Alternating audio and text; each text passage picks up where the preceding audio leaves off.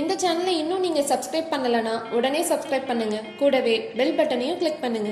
இன்னைக்கு நம்ம பார்க்க போற டாபிக் என்ன அப்படின்னா, தானத்தில் சிறந்தது அன்னதானம்.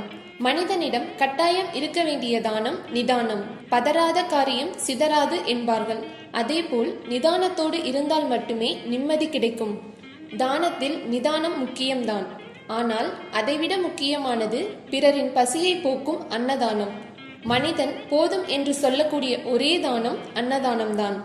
அன்னதானத்தின் சிறப்பு: ஒருவரிடத்தில் பொன், பொருள், ஆடை, ஆபரணங்கள், பணம் கொடுத்தால் இன்னும் கொஞ்சம் தரலாமே என மனம் எதிர்பார்க்குமே தவிர போதும் என்று சொல்வதில்லை. ஆனால் சாப்பிடும்போது வயிறு நிறைந்தவுடன் போதும் என்று கட்டாயம் சொல்லித்தான் ஆக வேண்டும்.